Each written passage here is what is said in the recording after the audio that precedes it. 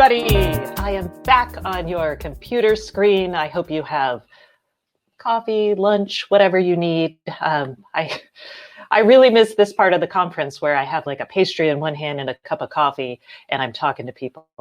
So solidarity. All right. We are about to get started on our chat about sustainability with Björn Block of IKEA and Shawn Stover of GE Appliances. But first, I want to welcome you back, and I want to just remind everybody, especially those who might just be joining us, about how this platform works, and remind everybody to be kind in the chat. So if you see we've got chat, it's over there. I can't remember if it's on the right or the left-hand side of your screen, and y'all can have conversations. You can ask questions. Kevin Toffel is in the chat talking, moderating, and helping steer the conversation. Please be kind to one another. Like I said, I can't emphasize that enough in this day and age. And if you have questions, comments, anything, put that there. Also, we do have networking. So after this is over, we'll have another little networking break and you can go network with people.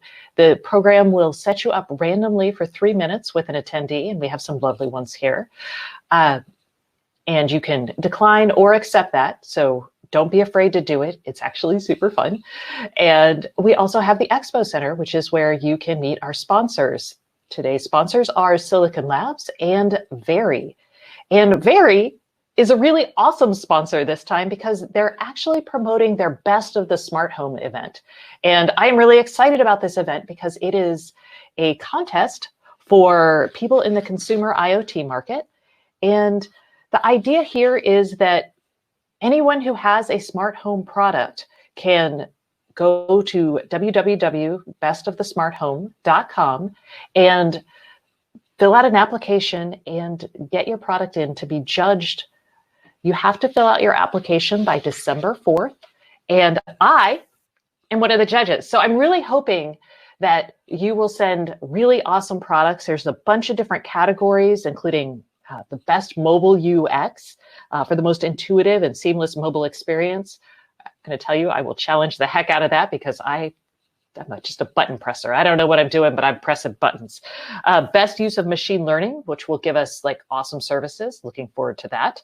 And best physical UX, which is for all the smooth, sleek hardware that y'all might have out there.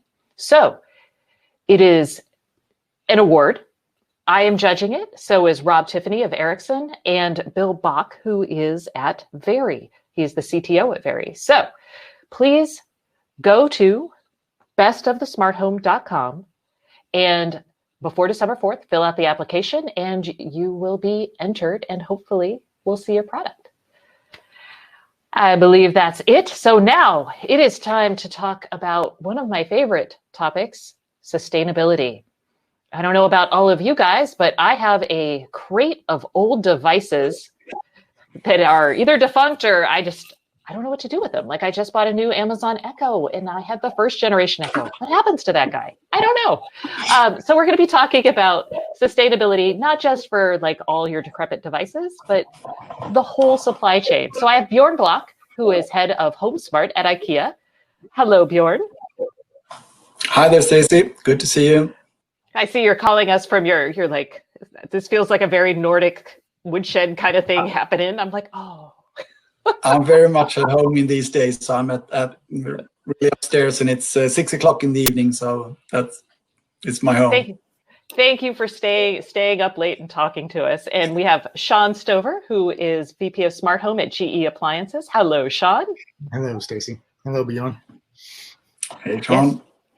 So we are going to just kick this off with a big picture. How do each of your companies think about sustainability, both broadly and let's go narrow then into like how it fits in with what you're doing in respective smart home efforts? So we'll start with Björn.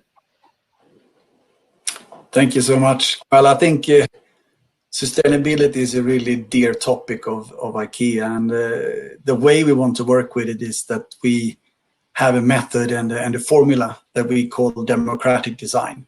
And by using democratic design, and this goes for every product, it goes for a bookcase, it goes for a smart bulb, it goes for a bed linen and whatever product we have in the range.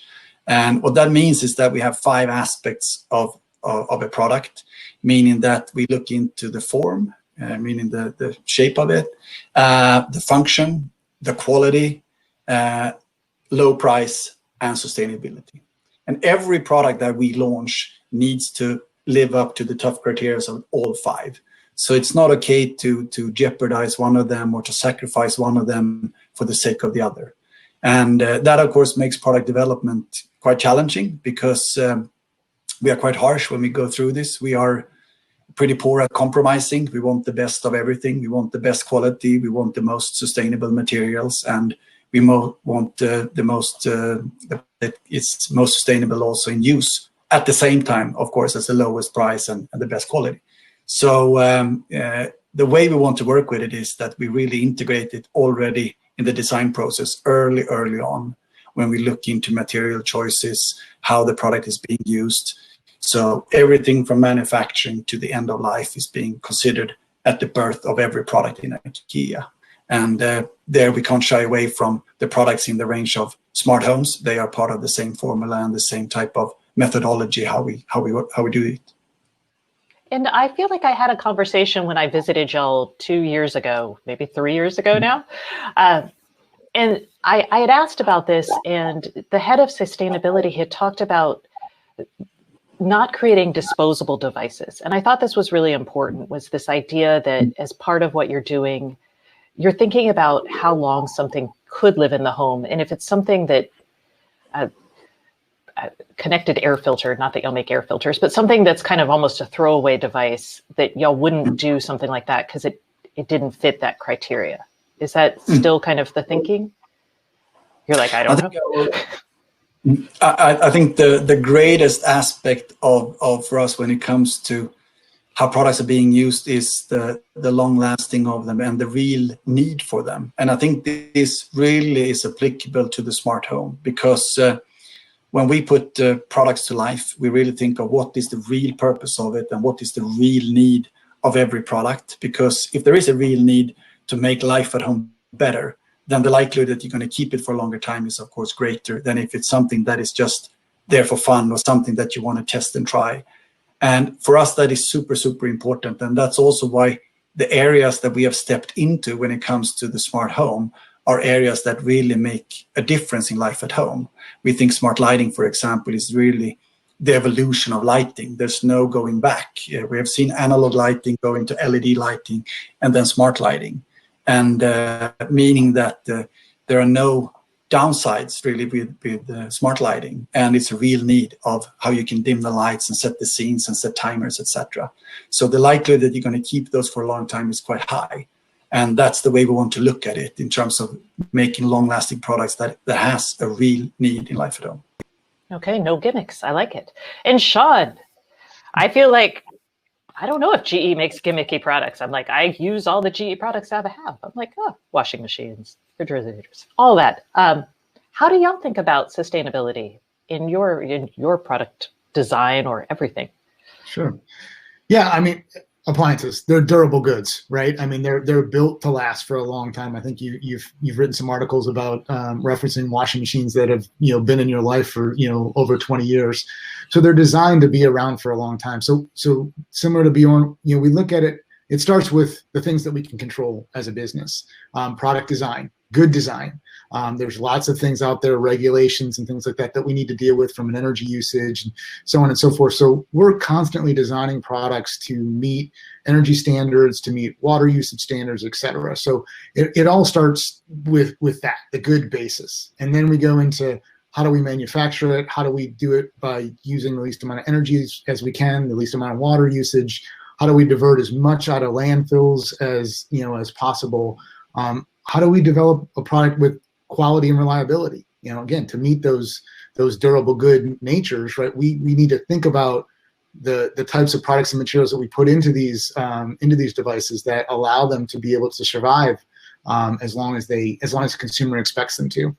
And then we also own and manage our own distribution and service network as well. So we look at it from that standpoint is how do we get these products to consumers effectively, and then over that long period of time, how do we most effectively service those products for consumers, which really kind of led us to the beginning of this year, which is where we launched Smart HQ Solutions, which kind of took smart beyond the product level and really looked at smart as a business and what did that mean to GE Appliances from a distribution standpoint, from a product or a fleet management standpoint to a service standpoint, and how do we manage that and unify that overall network of pieces for our business. And then when you take it all the way down to the consumer, that's where smart comes in our ideas that we try to give consumers the power to make their own decisions. And how do we let them be part of operating that product more efficiently by giving them the data and the information to allow them to be able to operate that product effectively. Okay, so what I'm hearing from both of y'all, and just from general research on this, is there are a lot of components to sustainability.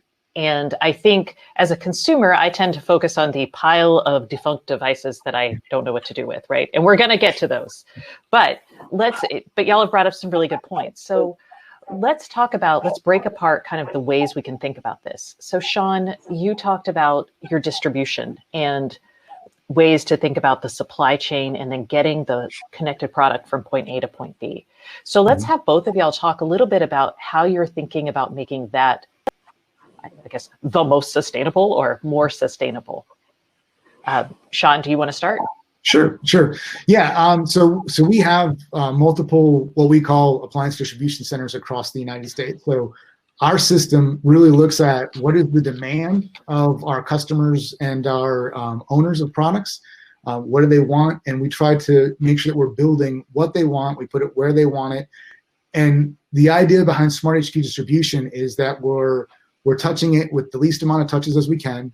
We're getting it to the right place when it needs to be, and we're delivering it damage-free. Because if you damage a product, then you got to deal with it. Then it's something that's got to go back into a system. You got to have multiple touches. You got to have rework and so on and so forth to be able to do it. So Smart HQ distribution really focuses on how do we effectively take something from the manufacturing facility through our distribution network, through our warehouses, and then ultimately delivering out to the consumers where we go into their home, deliver that product, and then usually haul away the old product as well. Okay. And Björn? I think it's quite similar the way the IKEA is set up in terms of having distribution centers, etc. But I think the one important aspect of it is to really get it right the first time in terms of how we forecast and how we build stock and so on. And of course, areas of electronics might not be the easiest area to forecast and see how things take off. I mean, as we tend to start product development quite early on in terms of prior to launch. But the better we can be there, the less scrap we can have in also having products that are older on the shelf, etc., etc. So we're very careful in IKEA. We're very careful then when we introduce a new article, we take one out. So the amount of products that we have in the total range is almost fixed in IKEA. So it's one in, one out, and I think that's a really sustainable way of looking at a range in that sense. We don't let it grow out of hands. And that's so we control our range in a very good way. And I think that's a good way of looking at also from a sustainability aspects of having full control of what we're selling. Sorry. And so, on the supply chain or the product side, maybe is a way to think about this, Amazon, Google, we often hear about like, oh, my product only has like 70% post-consumer recyclable plastics in our fabric coverings, or someone told me the other day that, buying this smart speaker saved two water bottles from landfills. And I'm like, yay. Are there things you're doing on the supply chain side using recyclable materials or anything like that might be worth mentioning? And the answer can be no, or it can be that doesn't really matter. I don't know if it really matters. Well, I can start. Oh, sorry, you're looking at going. Go ahead. Yeah. Okay, no, but I think the material development in IKEA is a is a really great area. I mean, how we work with metal recycling, how we work with plastic recycling, how we work with cotton and textiles, for example. So, I mean, as we are in every material, basically from wood fibers to textiles to metal and plastic and electronics and so on, we really put big efforts into looking into the recyclability and also the amount of recycled material we can put into the product from the start.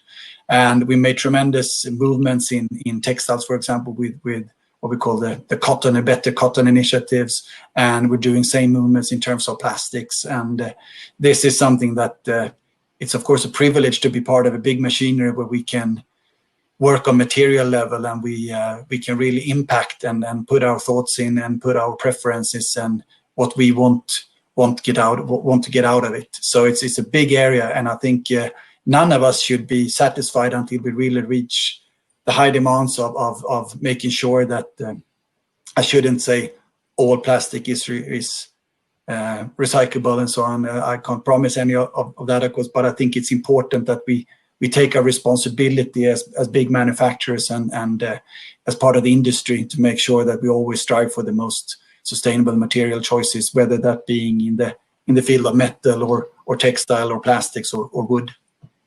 Okay. And Shawn, unless you are like super stoked to answer this, I'm going to switch because we're like a little tight on time here. Yeah. Are you super stoked to answer this? Do you have a great answer? I would agree. I think it, you focus on, I talked about landfill diversions. We do, unlike your box of electronics, it's hard to put a refrigerator or a range inside of a box, right? So we do a lot of hauloways for our appliances as well, and so we try to recycle those in a responsible way. Think about the foam and refrigerators and things like that. We have programs that are designed to be able to separate that metal from the foam to be able to recycle it and recapture it appropriately. Okay, and that yes. And that's actually a really important point, which I would like to talk to both of y'all about.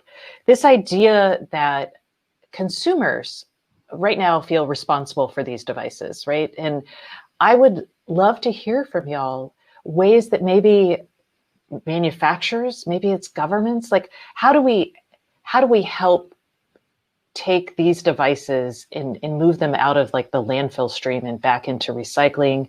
What are some things maybe you think should happen? Maybe you've tried some things and they were a big failure. I don't know. So like, how can we start recycling these devices? And Shawn, you mentioned haulaways on the big devices. I don't know if there are other programs y'all are experimenting with, but I'll start with you on this question. Sure. Yeah. So like I said, when you're getting a new washer and dryer or a new refrigerator or a new range, again, there's no reason for you to hold on to some of the old ones, particularly if they're broken. So we have a hallway program that pulls those back. We actually were awarded, we're a RAD champion, which is the Responsible Appliance Disposal program for that what I talked about, that foam. And what we've done since joining that program, I think we've diverted like over the equivalent annual energy usage of like 177,000 homes. So we try to look at how can we responsibly take these products back into our system and be able to appropriately dispose of them, whether it be metal, plastic, or electronics. So I wouldn't say that it's completely nationwide because there are some areas that are challenging, but we try to definitely make sure that we're bringing those back into the system and effectively handling them as we put new products out in the marketplace. And Björn, any ideas? And this may not be something you're even doing, but I mean, like I personally, I would at a bare minimum, I would like to say like, oh, I'm going to decommission this device. And when I do, I get a local recycling center that might take it. Like I want my vendors to have worked with someone to be like, hey, will you take my fridges? Yes. Okay. Send people here. So Björn, what are y'all thinking about her? I think it's unfortunately a super difficult question to answer because it's very much market differences in this in terms of which country and also which local area you are in terms of what is possible of doing. I think on a global scale, what the responsibility we can take is to make sure that the products are, first of all, long lasting. Secondly, that the software is upgradable so you can improve it and make it better over time. And then lastly, we can make it separable so you can make sure that you can separate different materials in the greatest extent. But before it's maybe it's not useful for you, but maybe it's useful for someone else. So how we can also encourage second life by being, partnering with platforms with second life sales, and that's also an alternative, and we're seeing that in some countries, for example. I feel like I see Craigslist as IKEA's second life. I go on Craigslist, there's like 1 million IKEA things. People buy them, so I'm like, hey, there you go. You should talk to them. All right, let's talk about this idea, less so probably for you, Björn, but definitely for you, Shawn, which is right now, a lot of our connected devices, like having something supported for 5 years feels pretty good. Having something supported for 10 years feels, wow, amazing. Mm-hmm. But after 15 years, maybe my device is no longer connected. And I feel like adding connectivity kind of shortens the life of some of your durable goods. And I don't know how y'all are thinking about that as a problem and what a solution might be. Sure, good question. Björn hit it on a little bit. The software is upgradable, right? So we have a system that is fully upgradable all the way down to the firmware that's inside the product. So your refrigerator, your laundry machine, your range, all have a machine control, all have some sort of firmware that is resonant on that product. So a lot of times that product will do everything that it needs to do, without being connected. By connecting it, you get added benefits. You bring in voice, you bring in scheduling, you bring in remote control, you bring in notifications, you bring in this kind of ecosystem of things that are that amplify your overall experience with your product and the usable nature of your product. So we first looked at it and said, we need to be able to do a deep over-the-air update to these products and be able to upgrade them over time, be able to deliver added features and added value to our consumer. But along with that, we also looked at security, and that was a big deal for us. We recently got the UL Gold certification for cybersecurity, and the way that we look at it is we treat software very similar to how we would treat a part, a handle, a hinge, an element, a control board. When we have to support our products, and it's been part of our business model for a long time to be able to support our products for our consumers because they have a durable life.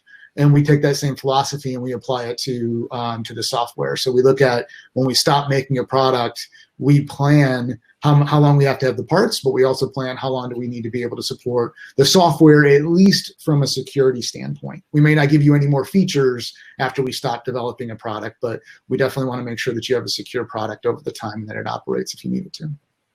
Excellent. And is there like an expiration date on that? Because I mean, that's 10 years is a long time in computing, right? Yeah.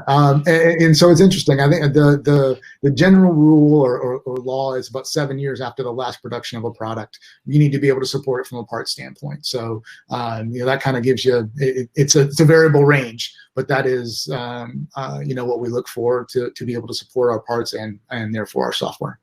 Okay, that's great. There's a lot I don't know about making washing machines. And this actually will tie back both to this topic and to the last panel, which is how do you think about sustainability versus business profitability? And like the longer the product exists in the market, the less you might benefit from that Ponzi scheme, as it were. Especially if there's no subscription component. And then there's the costs of maybe having some sort of responsible disposal at the end. So how do y'all think about that? Just that trade-off? Do you price it in? Björn? Oh no, Shawn was ready. Shawn, go. Again, being a durable good company, we look at that long term. And so we look at it as ownership, the ownership experience, and hopefully brand loyalty. If we've given you a product that lasted for 15 to 20 years, hopefully you've got a pretty good brand expectation from us, and you'll stick with us from a brand. We'll be top of mind for you when you go out. So we look at it from that standpoint. We want to develop great products. We want to have that long-term relationship with our owners, and so it's been part of our nature because of the durable nature of the products that we develop. Okay, and Björn?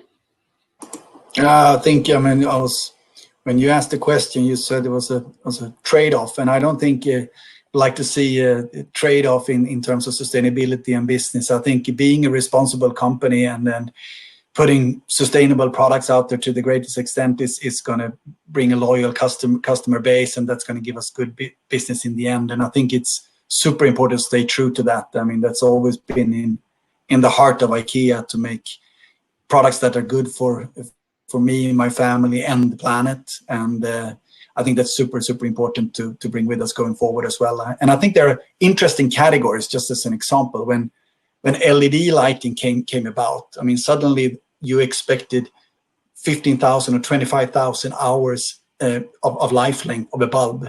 But previously you might have expected 1,000 hours or something like that, which was a halogen or incandescent bulb. So when technology becomes better, suddenly your expectation on something comes to 10 or 15 or 25 years. And I think that's good for us to challenge us, both GE or IKEA or any other company, in terms of, okay, how can we make sure that products can actually last for 20 years or 25 years or whatever it might be. And so it's good when technology enables that, and then another part becomes the weak part to make sure that we can live up to that on the totality. And it seems like on light bulbs, the answer is, oh, you keep the light bulbs forever and you just put everything in the hub. And then I think behind me, there's a couple hubs in that, in that box.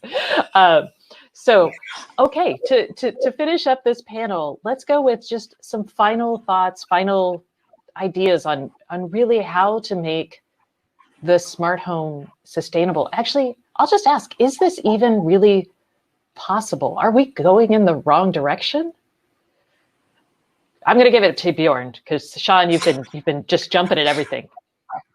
I think the wrong answer is to say no to that one. Of course, we are positive and optimistic about the smart home. And I think I've said it before, but I think that for us, it's super important that the smart home is the evolution of home, that it is really long lasting. We think that the smart home should be the normal home. That's what everyone should have in a few years from now. And we're waiting for really to democratize the smart home for everyone.